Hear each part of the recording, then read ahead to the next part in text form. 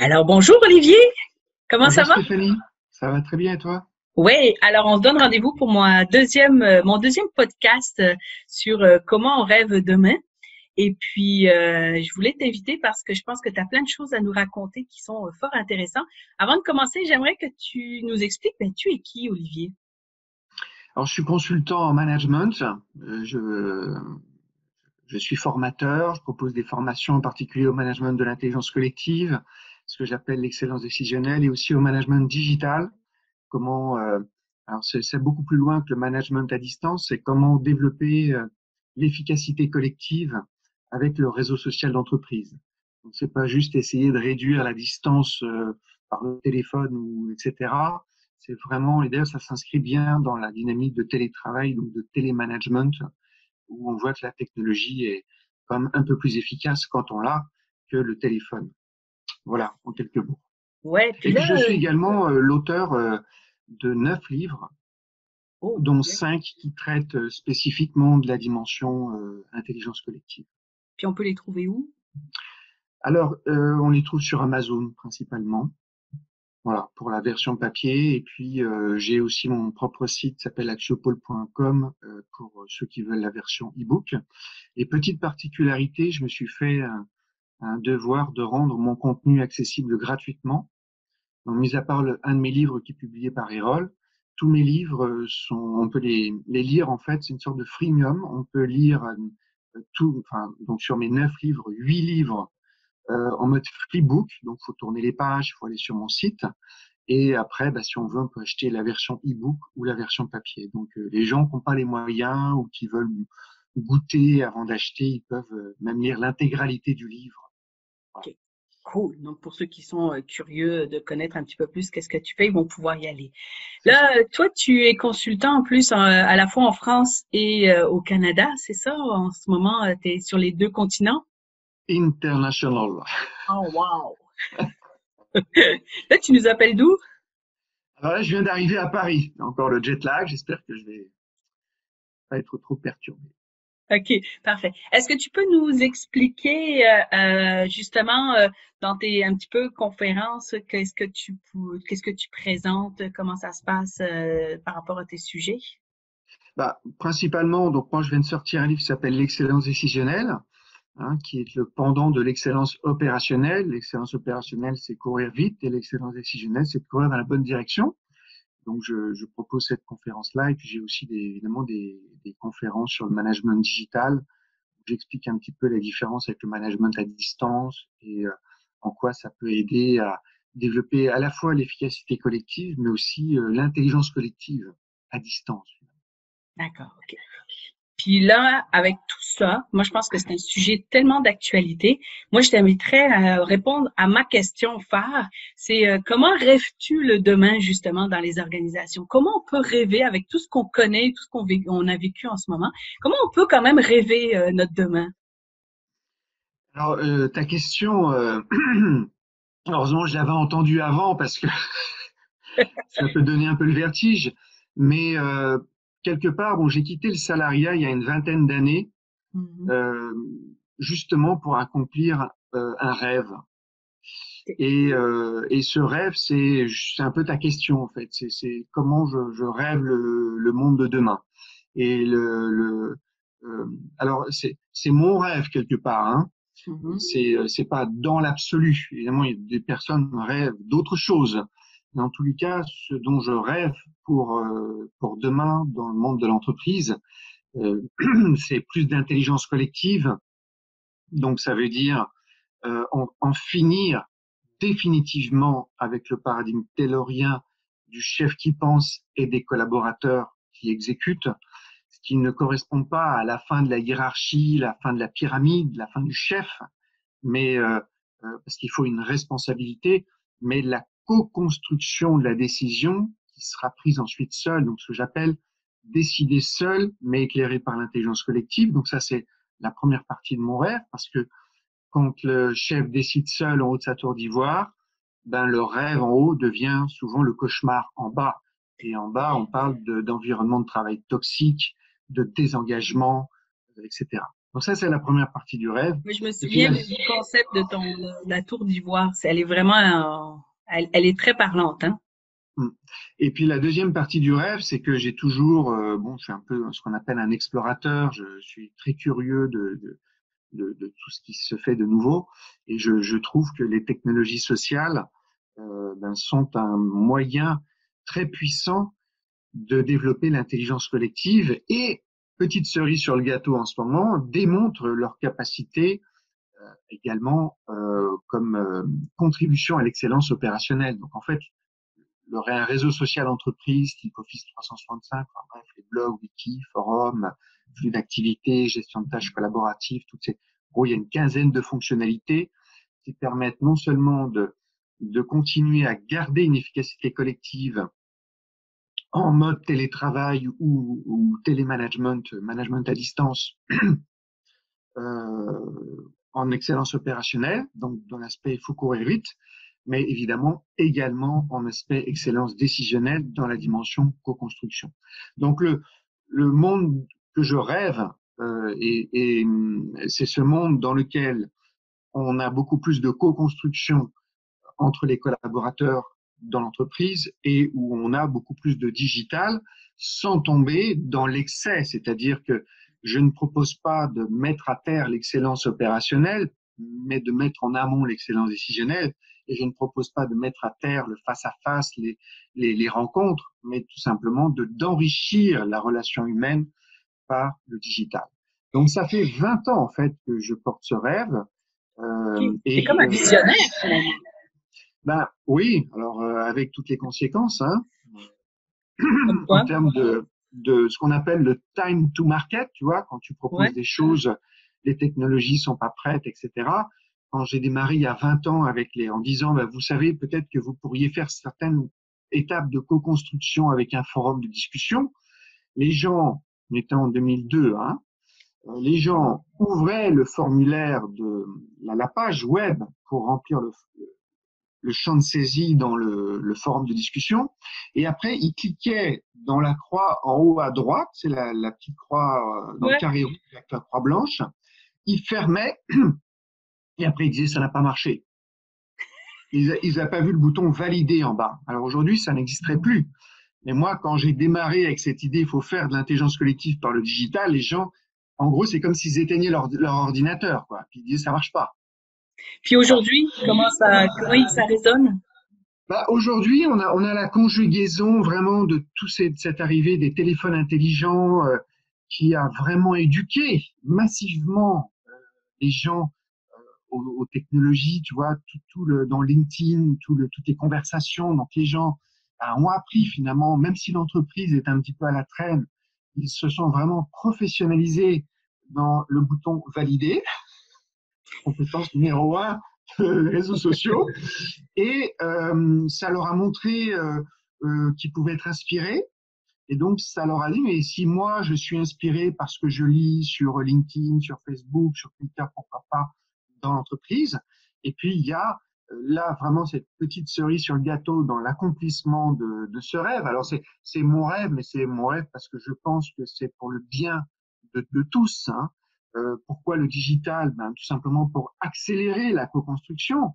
Pourquoi l'intelligence collective? Pour arrêter que les gens soient dans le cauchemar dans l'exécution, parce que des chefs ou un codir X ou un codir Y a pondu une décision sans avoir une vision globale de la situation et les gens après sont en souffrance dans l'exécution et en même temps je comprends qu'ils veulent pas faire un pas en avant pour aller voir le chef en disant bah, tu t'es planté parce que bah, ça met en jeu leur carrière ou leur progression ou voire même leur poste. Donc problème, c'est qu'une fois que la décision a été prise, les gens vont attendre qu'on soit craché contre le mur pour dire, chef, il y a un problème. Donc, en gros, ils attendent que la décision est complètement infaisable, pratiquement. L'action se fait pas. Puis là, ils disent, ah, on aurait peut-être dû consulter. C'est ça que tu es en train de nous dire? Voilà. Alors, en fait, j'ai trouvé, j'appelle ça le syndrome Volkswagen. Ah, Voilà. OK. Ça s'appelle le syndrome Volkswagen. Dans ma conception de la façon dont ça devrait fonctionner, et j'espère que en tout cas c'est partagé par un certain nombre de personnes, C'est la différence entre voir le terrain et vivre le terrain. D'accord, ok. Un chef, il pense que quand il est très présent sur le terrain, il connaît le terrain. Mais juste pense une seconde. Tu vois ton chef débarquer dans ton bureau. Est-ce que tu vas lui étaler tous tes problèmes? Est-ce que tu vas lui raconter toute ta vie? Ou est-ce que tu vas lui présenter ce qui te paraît être bénéfique pour toi-même? Ce qui va bien. Ce qui va bien. Donc, quand le chef vient sur le terrain, et tout le monde va sur le terrain, pourquoi? Alors, officiellement, dynamique d'équipe, cohésion d'équipe, relationnelle, et puis aussi pour contrôler. Hein, comme un contrôle, je fixe un objectif, je contrôle, et c'est très bien. Dans l'excellence opérationnelle, si tu attends 2 mois pour aller sur le terrain, voir ce qui se passe, les gens, tu vas les retrouver à peu près partout. Hein, ils vont peut-être pas venir te voir, te dire qu'ils ont des problèmes. Donc, tu descends sur le terrain, il n'y a pas de problème, mais tu ne vois que ce qu'on veut bien te montrer. Et ça, c'est voir le terrain. Et du coup, puisque je vois le terrain, puisque je suis sur le terrain, comme le comité exécutif de Volkswagen, tu penses que tu connais le terrain. Et si tu as fait 20 ou 30 ans de ta carrière dans l'entreprise, tu penses connaître les moindres recoins du terrain. Et donc, tu te penses être en capacité de prendre une décision tout seul dans ton bureau ou avec le codir X ou avec le codir Y et d'être avec une décision extrêmement pragmatique, vraiment en prise avec la réalité. Or, tu as oublié qu'à l'instant, parce que par ton statut même, tu tiens le destin de tes collaborateurs et qu'évidemment, quand tu vas débarquer sur le terrain, on va pas tout te montrer. Voilà, et que les choses évoluent et que tu ne sais pas tout ce qui se passe sur le terrain. Bon. Donc, vivre le terrain, c'est l'inverse de voir le terrain.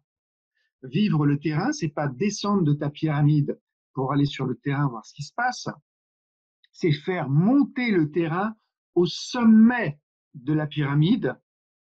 Et donc, qui tu fais monter au sommet de la pyramide? L'expert qui a le statut, la personne qui a le pouvoir? Non, tu fais monter au sommet, c'est une image, hein. Oh oui, oui. Ah, Monter l'information. monter au sommet de la pyramide ceux qui vont exécuter la décision. Puis comment tu fais ça pour monter? Alors, tu les fais monter, donc tu Ouais, identifies un problème, ouais. tu te dis, ben, ce problème-là, quand on aura trouvé la solution, voilà les personnes qui vont mettre en œuvre la décision que je vais prendre seul. Et donc, tu les fais monter, tu les as choisis parce qu'ils vont être impactés par la décision ou ils vont devoir la mettre en œuvre. Donc, Les en gens, gros, tu fais participer les gens qui vivent le terrain avec ceux qui voient le terrain et ceux qui prennent la décision. voilà, on met tous ces gens-là ensemble. Il y a en gros le chef qui voit le terrain, ceux qui vivent le terrain. Et là, la raison pour laquelle ils vont s'exprimer et décrire vraiment toute la réalité du terrain, elle tient à une toute petite chose, c'est que la décision n'est pas prise. Quand tu descends sur le terrain, tu peux pas dire au chef, ta décision elle est nulle, j'arrive pas à la mettre en œuvre, on patauge dans la semoule, alors on va trafiquer les rapports, on va enjoliver les trucs, parce que la dernière des choses qu'on veut dire au chef, c'est que sa décision était mauvaise. Mais quand on monte au sommet de la pyramide et que le chef dit je n'ai pas pris de décision et je vous fais venir pour l'espace de 2 heures d'une réunion pour co-construire une décision et que toi tu sais que tu restes 2 heures au sommet de la pyramide et dans 2 heures tu vas redescendre de la pyramide pour exécuter la décision. Alors là tu vas tout dire parce que tu ne veux pas que le rêve au sommet de la pyramide devienne le cauchemar dans l'exécution de la décision. Alors puisque le chef te dit j'ai pas pris de décision, on est là pour co-construire ensemble une décision que je vais prendre seul, je décide seul mais éclairé par votre intelligence collective. Là, les collaborateurs sont pas en danger. Ils disent pas il n'y a pas de décision. C'est du prototypage de décision. Donc ils vont s'exprimer et décrire toute la réalité du terrain, parce qu'ils ne veulent pas être dans le cauchemar dans l'exécution. Et c'est quoi pour toi, parce que quand tu parles d'intelligence collective, on n'a pas toujours tous la même définition. Pour toi, c'est quoi quand les gens disent on va co-construire notre décision en intelligence collective? Comment tu pourrais définir ça, l'intelligence Alors, je collective? réponds à ta question, puis après, j'explique le syndrome Volkswagen pour pas laisser sur Oui, la fin, à moins qu'il y ait oui. deuxième épisode.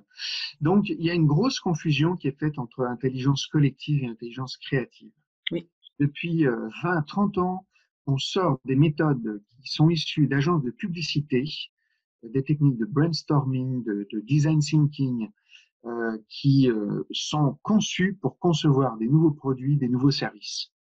Et on balance ça dans des organisations où 99,9% du temps, on demande aux gens de courir vite.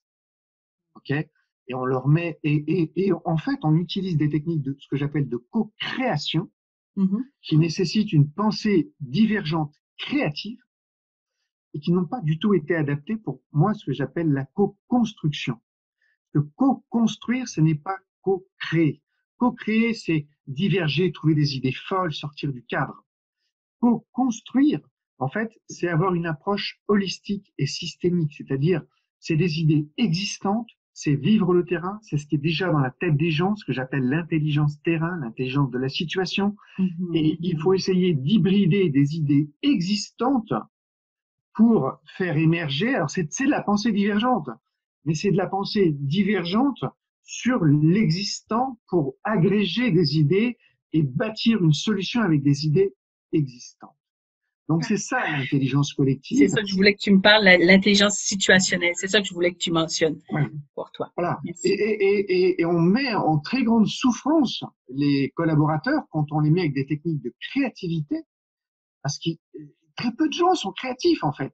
Et parce que mis à part les gens du marketing, les gens de l'innovation, on n'a pas besoin d'être créatif. Par contre, on a besoin de co-construire des solutions. Donc, je reviens à ton exemple de Volkswagen. Donc, le processus est le suivant. Et c'est ça ce dont je rêve dans une organisation.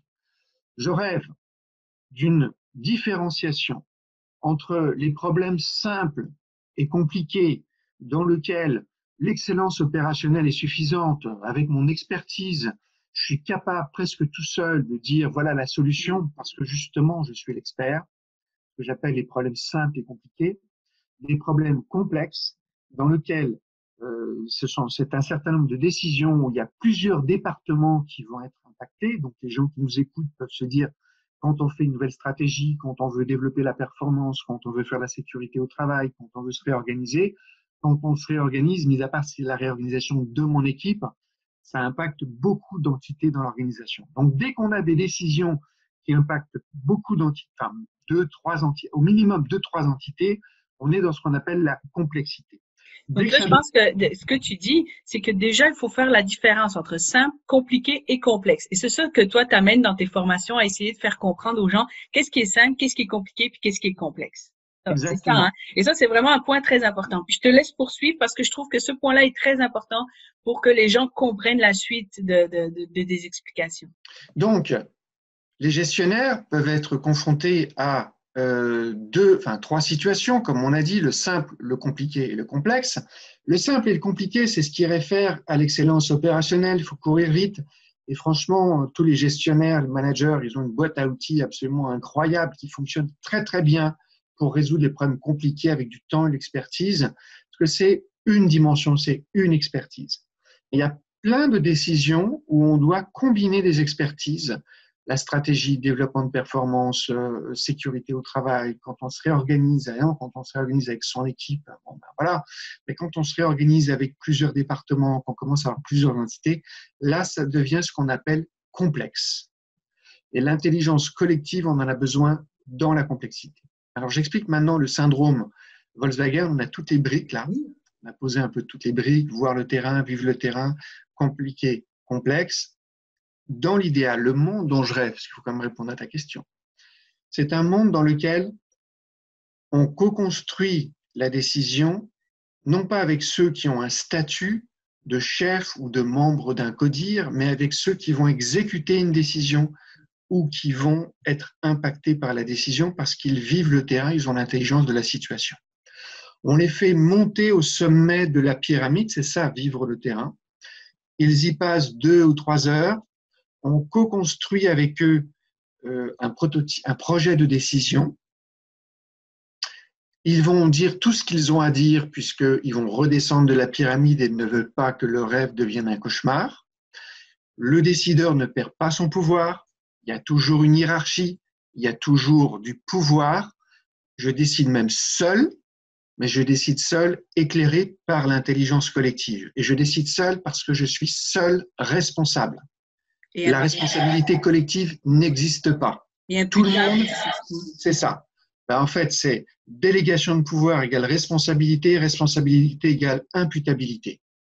Donc, c'est une chaîne. Je suis imputable, je suis responsable, j'assume toutes les conséquences, je décide seul. Tout le monde, c'est personne. Et personne, c'est personne responsable. Donc, c'est pas on décide, c'est je décide éclairé. Et après, on passe de donc vivre le terrain, co-construire la décision, et voir le terrain, c'est on descend. Et là, tout le monde descend. L'équipe descend pour exécuter sur le terrain et le gestionnaire, le manager, descend pour contrôler la bonne exécution de sa décision. Ça, c'est voir le terrain et ça, c'est l'excellence opérationnelle. Je monte excellence décisionnelle, on co-construit, on descend excellence opérationnelle. Qu'a fait Volkswagen? Le comité exécutif, 20, 30 ans de carrière chez Volkswagen, tous super experts, se sont dit on veut des voitures moins polluantes. Ça a généré le Dieselgate. De 2009 à 2015, pendant 6 ans, il y a eu une fraude pour faire en sorte que quand elles passaient les tests, les voitures étaient beaucoup moins polluantes que ce qu'elles étaient réellement. Ça veut dire que pendant 6 ans, la direction de Volkswagen a cru que ses équipes couraient très, très, très, très, très vite. Alors que non seulement ils ne couraient pas vite, ils faisaient du surplace. En plus de ça, pour ne pas dire à la direction de Volkswagen que l'objectif qu'ils avaient fixé était inatteignable, eh bien, ils ont fait une fraude. Alors, en gros, quand on est au sommet d'une tour d'ivoire et qu'on décide quelque chose qui est inatteignable, on a 2 conséquences possibles. La première, c'est l'environnement de travail toxique, puisque les gens en fait n'arrivent pas à atteindre l'objectif. On va leur mettre des objectifs toujours plus ambitieux en disant c'est parce qu'ils courent pas assez vite. Non, pas parce qu'ils courent pas assez vite, c'est parce qu'ils courent dans la mauvaise direction. Ils courent vite, mais pas la bonne direction. Enfin, si, alors attends, là il se trouve que la deuxième option, c'est la fraude. Où en fait, ils choisissent eux-mêmes une autre direction qui est on va frauder puisqu'on ne peut pas atteindre l'objectif. Oui. Donc, c'est ce qu'on appelle le surplace. Le surplace, c'est on redéfinit la décision qu'on peut atteindre. Frauder, ça, on peut le faire. Et si on ne peut pas frauder, on va faire du surplace, on ne va pas atteindre l'objectif, les dirigeants vont s'énerver, vont mettre plus de pression et vont créer un environnement de plus en plus toxique parce que personne n'ose leur dire ta décision n'est pas la bonne parce que chacun protège sa carrière. Voilà. C'est ce qui s'est passé à Volkswagen? Et c'est ce qui s'est passé pendant 6 ans à Volkswagen. Les dirigeants ont découvert que non seulement les équipes ne couraient pas vite, mais qu'elles faisaient semblant de courir vite. Et ils ont découvert ça devant le tribunal. Voilà. Donc, le syndrome Volkswagen, c'est quand un dirigeant ne fait pas la différence entre voir le terrain et vivre le terrain. Il pense que parce qu'il vient du terrain, qu'il a fait toute sa carrière sur le terrain et qu'il descend sur le terrain contrôlé, il pense qu'il connaît le terrain. Sauf que quand on arrive avec ses galons sur les épaules, quand on est le chef et qu'on tient le destin, la vie de ses collaborateurs, eh ben, ils vous montrent ce qu'ils veulent bien vous montrer. Et donc, on ne voit toujours qu'un tout petit bout de la réalité. Donc, le chemin, la conséquence du syndrome Volkswagen, c'est que les collaborateurs font semblant de courir vite. Et on se retrouve avec une perte aujourd'hui, là, je parle vraiment d'il y a quelques jours parce que j'ai vu une émission, 30 milliards perdus par Volkswagen en indemnisation et frais de justice. Wow. Donc, le déficit d'excellence décisionnelle a conduit dans l'excellence opérationnelle à une perte de 30 milliards. Voilà, c'est ça le syndrome Volkswagen. Puis là, si tu avais, pour conclure, si tu avais comme des stratégies pour rêver notre demain, pour ne pas être dans le syndrome Volkswagen, qu'est-ce que tu proposerais? Tu sais, des stratégies rapides là, qu'on pourrait dire, qu'est-ce qu'on pourrait faire? Tout simple. Oui. la boîte à outils de l'excellence décisionnelle, contrairement à celle de l'excellence opérationnelle, quand on regarde le lean management, la productivité, Kaizen, Kanban, Scrum, etc., mais ça déborde de partout, hein, parce que la décision est liée à un statut. Ouais. Et quelque part, je suis devenu gestionnaire parce que j'étais un super expert, et pour devenir un expert, il fallait que je sois capable de toujours dire je sais.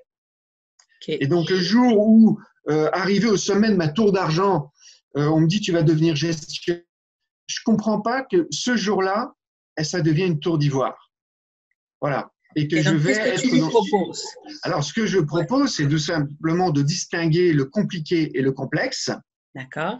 et de gérer différemment en mode de management un peu directif quand on est dans l'excellence opérationnelle, de garder ça, mais de passer à un mode complètement opposé quand on est sur des situations complexes, donc en mode co-construction. Et une des techniques de base de l'intelligence collective, c'est le tour de table. Le tour de table, il n'est pas forcément très utile quand on est dans le compliqué, mais il est fondamental quand on est dans le complexe, parce qu'il ne peut pas y avoir d'intelligence collective s'il n'y a pas de tour de table, c'est-à-dire une prise de parole distribuée où chacun a son temps de parole, et pour qu'il y ait une liberté de parole, la décision ne doit pas être prise. Voilà. OK. Puis Donc, toi, dans tes formations, tu proposes en plus des tours de table virtuels. voilà, et je propose une technique qui s'appelle le sprint digital, qui permet de transformer 60 minutes de tour de table en 15 minutes. Wow! Écoute, ça, c'est. Avec des conseillers, ça fait marketing frauduleux, mais comme j'ai formé des centaines de Non, personnes, c'est vrai. aucun n'a publié nulle part, ni sur Facebook, ni sur Twitter, que c'était faux. C'est la vérité. C'est ce que j'appelle l'intelligence collective augmentée, en donnant des consignes aux gens. C'est pas la technologie, hein, c'est pas acheter une technologie, c'est un simple forum de discussion dans lequel on va faire un tour de table virtuel, mais il faut juste donner des consignes aux gens pour leur expliquer comment on peut virtuellement s'écouter, ce que j'appelle l'écoute Wow! digitale. Voilà. Et ça, on va finir là-dessus parce que je trouve que c'est vraiment une porte ouverte à plein de choses. Moi, ce que je retiens, c'est que l'excellence décisionnelle, c'est ton rêve, hein, on va dire, de demain dans les organisations. C'est ce qui va nous aider certainement dans les organisations. Donc, c'est co-construire la décision avec ceux qui ont l'intelligence situationnelle. Moi, c'est ça que je retiens. Et là, tu as des techniques, exactement, tu as des techniques des outils en tout cas que tu peux former les gens et tu formes vraiment les gens à la complexité, qu'est-ce qui est complexe, qu'est-ce qui est compliqué et comment on peut faire des tours de table pour avoir toutes ces informations-là, pour nous aider à prendre des bonnes décisions afin d'éviter le syndrome Volkswagen. Exactement, tu as fait un super résumé. On dirait Hey, presque que tu es consultante. je te remercie beaucoup. Vraiment, c'est Merci excellent. Stéphanie. J'adore ça. Moi, j'ai suivi ta formation, puis vraiment, elle est excellente. J'invite tout le monde à la suivre. Et puis, ben, je te dis, j'ai le goût de te réinviter pour parler d'autres choses, mais peut-être pas tout de suite. On va attendre un petit peu. Merci beaucoup, Olivier. Merci Stéphanie, c'est gentil de m'avoir invité.